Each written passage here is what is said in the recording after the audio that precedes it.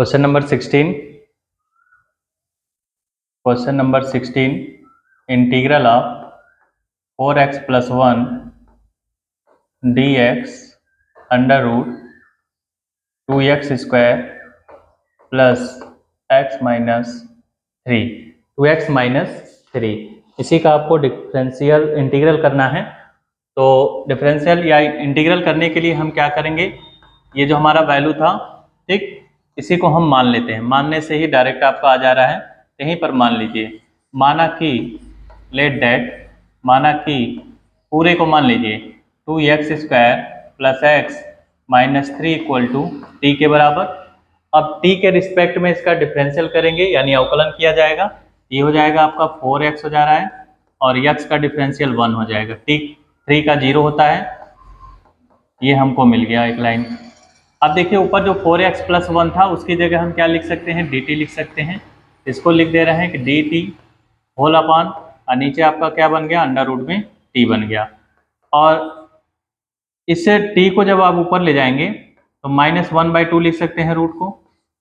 अब यहाँ पर जो फार्मूला यूज होगा कौन सा, x की पावर n वाला। तो जब x की पावर n वाला यूज करेंगे तो हमने बताया था कि इसमें एक ऐड हो जाता है, तो 1/2 में जब 1 को ऐड करेंगे तो 1/2 आएगा। वही चीज नीचे भी रहता है, 1/2 प्लस का कांस्टेंट हो जाएगा। अब लिख सकते हैं i = 2, और ये जो t की पावर 1/2 दिख रहा है, आप इसे अंडर रूट में लिख दीजिए, t + c हो जाएगा। अब आप यहाँ से t को हटा दीजिए, t की जगह हो जाएगा 2x² प्लस x माइनस 3, ठीक, प्लस का कांस्टेंट। हो गया, ठीक। अगर पूरा मानने से हमको ऊपर वाला मिल जा रहा था डिफरेंशियल करने पे, तो हम सीधे सीधे क्या किए, डिनोमिनेटर को यानी हर को पूरा मान ले रहे हैं, हम डिफरेंशियल कर रहे हैं तो ऊपर वाला मिल जा रहा है, तो आसान है, आपको कोई फार्मूला लगाने की जरूरत भी नहीं पड़ी। ठीक है,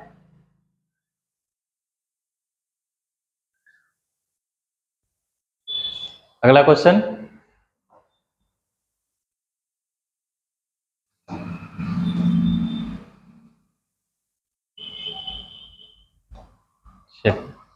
नेक्स्ट क्वेश्चन कह रहा है, नेक्स्ट क्वेश्चन आपका x + 2, question number 17 integral of x + 2 upon under root x² - 1 dx। अब यहाँ पर पहले आप क्या करेंगे, दोनों को आप अलग अलग कर लीजिए, क्योंकि x² का जब हम डिफरेंशियल करेंगे तो मुझे 2x मिलेगा, ठीक, और 1 का 0 हो जाएगा। तो जब आप इसको अलग अलग करेंगे इस तरह से, x upon under root x² - 1 dx को अलग कर ले रहे हैं और इसको भी अलग कर ले रहे हैं, 2 upon under root x² - 1 dx हो जाएगा, ठीक। अब यहाँ नीचे वाले को, इसको हम मान ले रहे हैं, एक को I1 मान ले रहे हैं और एक को हम I2 मान ले रहे हैं, ठीक। तो पहले हम I1 वाले को सॉल्व कर लेते हैं। I1 वाला था आपका x upon under root x² - 1 dx था। तो अगर नीचे वाले को आप मान लेते हैं, माना x² - 1 equal to t, x² का differential 2x, dx equal to dt। यहाँ से हम x dx की वैल्यू निकाल लेंगे, ये कितना मिल जाएगा, 1/2 dt हो जाएगा, ठीक। जैसे ही आपको 1/2 dt मिल गया, अब यहाँ से I1 की वैल्यू निकाल लेते हैं। कितना मिल गया आपको I1 की value, I1 equal to x dx की जगह हम क्या लिखेंगे, 1/2 dt, 1/2 dt हो गया। अंडर रूट में आपका x² - 1 था तो उसको हमने क्या माना है, t, ये हो जाएगा अंडर रूट t हो जाएगा। इसको आप लिख सकते हैं 1/2, इसको ऊपर ले जाएंगे, t की पावर -1/2 हो जाएगा। और इसमें हमने फार्मूला बताया था, x की पावर n वाला फार्मूला यूज करेंगे तो t की पावर यहाँ बचेगा 1/2 हो जाएगा और अपान में भी 1/2 हो जाएगा। ये 2 से 2 कैंसिल हो जाएगा, t की पावर 1/2 बचा, जिसे हम अंडर रूट में लिख सकते हैं t, और इस t को हटा देना है, t की जगह आपको x² - 1 कर देना है। तो ये तो हुआ हमारा I1 वाली वैल्यू। अब I2 वाली जो वैल्यू है, I2 की वैल्यू लिखेंगे आप 2 1/अंडर रूट x² माइनस, इसको 1 का स्क्वायर ऐसे बना दे रहे हैं, x² माइनस का 1 स्क्वायर, यानी 1/√x² माइनस ए स्क्वायर। तो 1/√x² माइनस ए स्क्वायर का फार्मूला आपको बताए थे log x plus √x² minus a square. ठीक, इसी फार्मूले का यहाँ पर यूज किया जाएगा। कौन सा फार्मूला यूज होगा? 1/√x² माइनस ए स्क्वायर का log x plus √x² minus a square. ठीक, तो ये दो तो बाहर ही रहेगा। अब आप यहाँ लिखेंगे log mod ऑफ x, तो x की जगह x रहेगा plus √x² minus a square यानी x² माइनस 1 हो जाएगा। अब दोनों वैल्यू को हम यहाँ पर पुट करेंगे, i = i1 प्लस i2 हो जाएगा। तो i1 की वैल्यू कितनी आई है? अंडर में x² माइनस 1 आया है, और i2 की वैल्यू आपकी कितनी आई है? 2 log mod of x plus √x² minus 1 plus का कांस्टेंट। ये था हमारा क्वेश्चन नंबर 17 था, क्वेश्चन नंबर 17।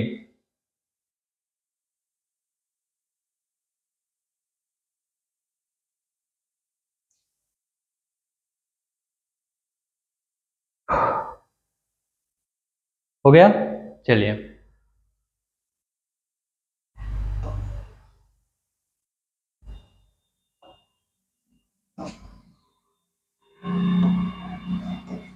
अगला क्वेश्चन देखेंगे।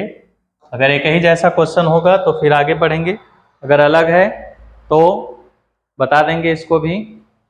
तो देखते हैं अगला क्वेश्चन क्या कह रहा है। क्वेश्चन नंबर 18, क्वेश्चन नंबर 18 आपका है integral of 5x minus 2, 5x minus 2 upon में 1 + 2x, 1 + 2x plus 3x² plus का 3x² dx। ये हमारा क्वेश्चन नंबर 18 है। अब यहाँ पर देखिए, अगर आप नीचे वाले पूरे को मानते हैं, इसका डिफरेंशियल हो जाएगा 6x हो जाएगा। ऐसे ही रफली देख लेते हैं, 6x, इसका डिफरेंशियल करेंगे फिर 2 मिलेगा, 1 का तो 0 हो जाएगा। ठीक, इन दोनों में से अगर हम 2 कॉमन लेते हैं तो मुझे ऊपर 3x + 1 मिलना चाहिए। ऊपर देखिए 3x + 1 नहीं मिल रहा है आपको, तो नीचे वाला डिफरेंशियल मानने से तो बेकार हो गया, क्योंकि नीचे वाले को अगर ऊपर वाले के रूप में मानते हैं तो ये आपका जो है मिलेगा नहीं। तो इस तरह से आप इसको नहीं करेंगे। नेक्स्ट क्वेश्चन जो था आपका 18वां, तो इसमें देखिए थोड़ा सा नियम चेंज करेंगे आप। जैसे एक आपका आंशिक भिन्न नाम से एक चैप्टर था, तो उसी रूप में इसे हम करेंगे। जब इस तरह का क्वेश्चन आ जाए कि नीचे वाले का डिफरेंशियल करने पर ऊपर वाला न मिले, ठीक, ऐसे कंडीशन में क्या करना होता है कि जो हमारा न्यूमरेटर होता है, यानी जो हमारा अंश है, उसको हम ऐसे लिख देते हैं, हर वाले को हटा दें, हर वाले का डिफरेंशियल करते हैं प्लस बी, यानी ए और बी मान कर लगाते हैं, यानी a differential of denominator plus b. तो 1 का 0 हो गया, 2x का 2 हो जाएगा, 3x² का 6x हो जाएगा। तो a 2 + 6x प्लस b हो गया। a का हमने अंदर मल्टीपल किया, 2a + 6ax हो गया प्लस b। अब यहाँ पर हम गुणांकों का तुलना कराएंगे, कंपेयर ऑफ कोफिशिएंट। जैसे कांस्टेंट वाले का कांस्टेंट से, x का x से कराएंगे, तो a यहाँ पर है और एक b है, तो और यहाँ x का है, तो यहाँ पर x का कोफिशिएंट 6a है, यहाँ पर x का कोफिशिएंट 5 है, तो 6a = 5 क्रॉस मल्टीपल करेंगे तो a की वैल्यू आपको 5/6 मिल जाएगी। ऐसे ही यहाँ पर 2a + b लिखेंगे, कांस्टेंट के इक्वल -2, तो यहाँ पर a को हटाकर हमने 5/6 रख दिया, 2 से इसको डिवाइड कर दिए, 3 आ गया। अब 5/3 को इधर लाएंगे तो b माइनस हो जाएगा, 3 × 6 = 5, 11 माइनस का 11/3 हो गया। उसके बाद इस वैल्यू को हम वहां क्वेश्चन में पुट करेंगे, 6x + 2, यानी ये जो हमारा आया था यहाँ पर, इसी जगह रखना है वैल्यू आपको।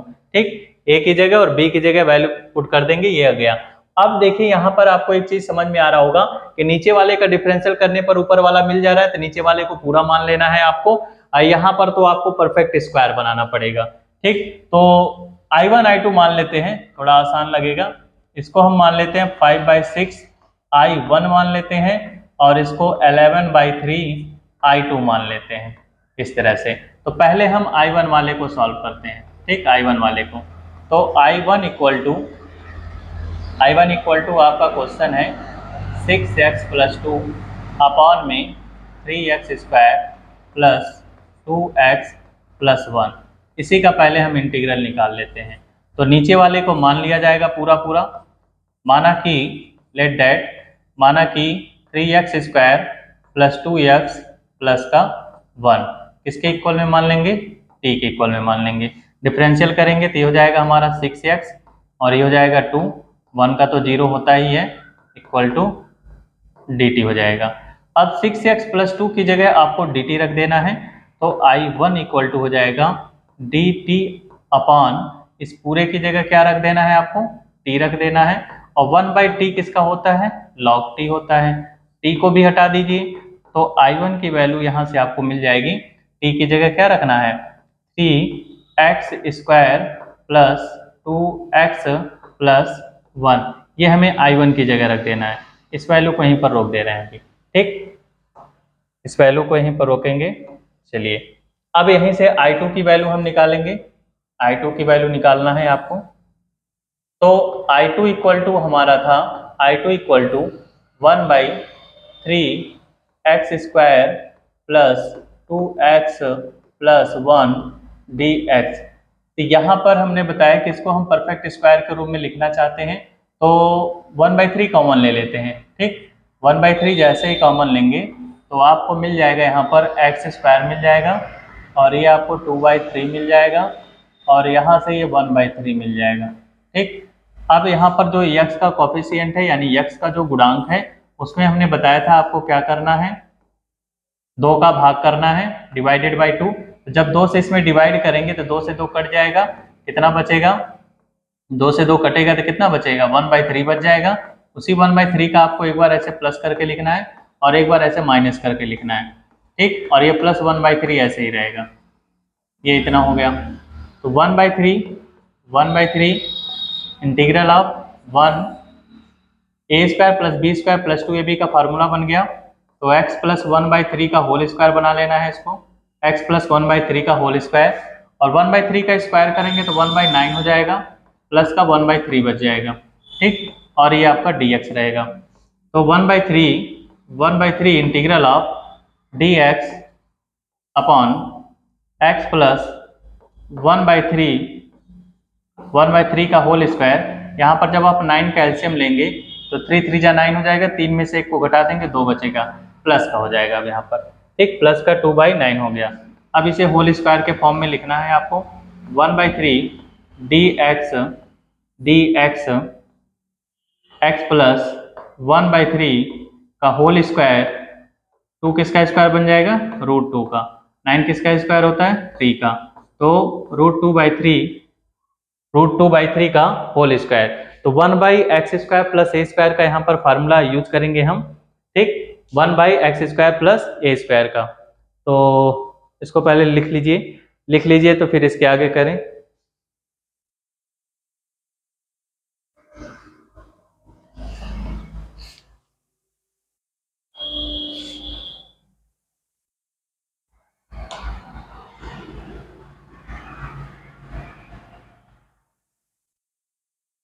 हो गया, चलिए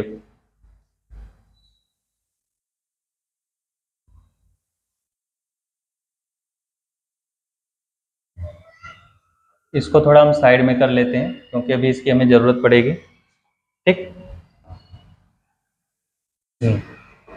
इसके आगे अब सॉल्व करना था हमें, I2 वाली वैल्यू जो थी उसी को सॉल्व करना है।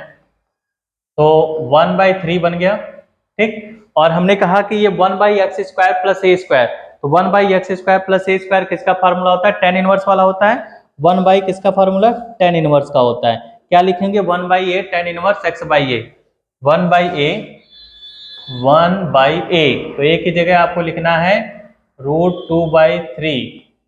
उसके बाद होता है tan इनवर्स हो गया, फिर होता है x, तो x की जगह आपको लिखना है x प्लस 1/3 अपॉन में a, तो a की जगह आपको लिख देना है √2/3 हो जाएगा, ठीक। इसको आप पलट दीजिए, रेसिप्रोकल करेंगे, ये 3 ऊपर जाएगा, 3 से 3 कट जाएगा, तो हमें मिल जाएगा 1/√2 मिल गया, और यहाँ से आपको मिल गया tan इनवर्स। इसको भी अगर आप पलटना चाहते हैं तो ऐसे एलसीएम लेकर कर सकते हैं।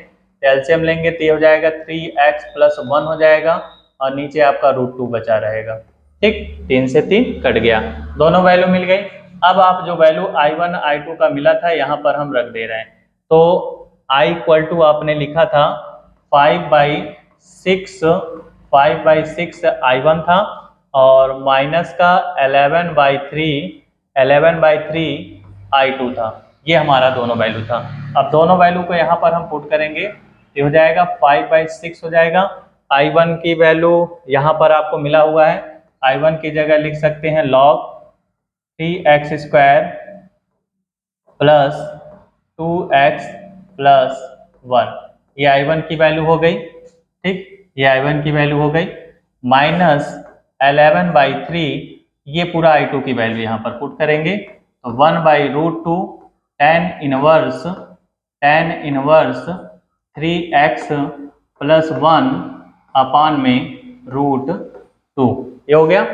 इसका नीचे गुणा कर लीजिए, ऊपर वाले का ऊपर गुणा कर लेंगे, यानी मल्टीपल होगा, तो 5/6 log 3x² plus 2x plus 1 minus 11/3√2 tan inverse 3x plus 1 अपान में √2 प्लस का कांस्टेंट, ठीक, 3 है ये 3। तो ये हमारा क्वेश्चन नंबर 18 था, थोड़ा लेंथी था क्वेश्चन, क्लियर है। यहाँ पर दो फैक्टर, दो भागों में बांटकर इसको सॉल्व किया गया है।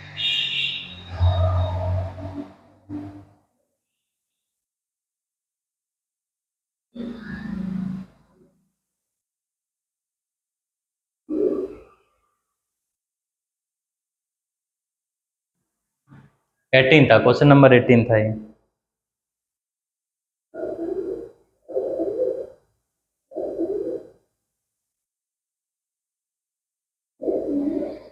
क्वेश्चन नंबर 19 भी इसी तरह से लगाएंगे आप, 19, 20, 21, अब लगभग सब इसी तरह से लगेगा। तो आप इस क्वेश्चन को अपना सॉल्व करिएगा अब आगे।